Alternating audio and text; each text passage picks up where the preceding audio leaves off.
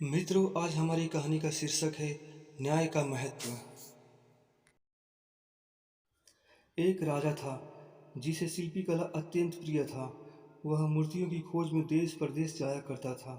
इस प्रकार वे कई मूर्तियां अपने राजमहल में लाकर रखते और स्वयं उनकी देखरेख करवाते।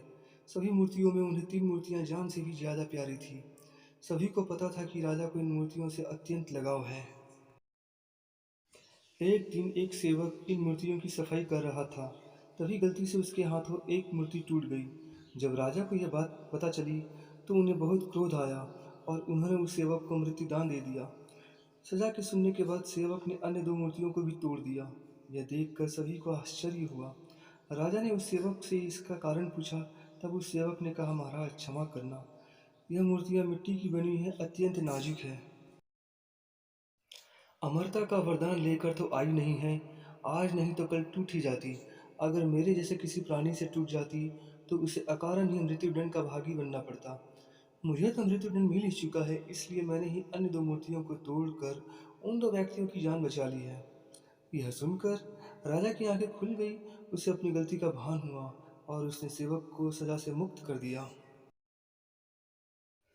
इस तरह सेवक ने सिखाया सांसों का मूल्य। न्यायाधीश के आसन पर बैठकर अपने निजी प्रेम के चलते छोटे से अपराध के लिए मृत्युदंड देना उस आसन का अपमान है। एक उच्च आसन पर बैठकर हमेशा उसका आदर करना चाहिए। राजा हो या कोई भी, अगर उसे न्याय करने के लिए चुना गया है तो उसे न्याय के महत्व को समझना चाहिए। मूर्ति से राजा को प्रेम था, लेकिन उसके लिए सेवक को मृत्युदंड देना न्याय के विरुद्ध था। न्याय की कुर्सी पर बैठकर किसी को भी अपनी भावनाओं से दूर हटकर फैसला देना चाहिए। राजा से कई गुना अच्छा तो वो सेवक था जिसने मृत्यु के इतना समीप होते हुए भी परहित का सोचा। यह कहानी हमें अपने जीवन में भी बदलाव करने की प्रति प्रेरित करती है। कभी कभी हमारे प्रिय वस्तु के टूट जाने अथवा खो जाने पर हम अपनों पर ही गुस्सा करते हैं।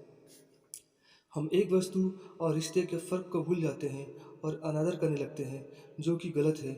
यह कहानी हमें शिक्षा देती है कि आवेश में आकर कभी कोई निर्णय नहीं लेना चाहिए। न्याय का महत्व बहुत बड़ा होता है।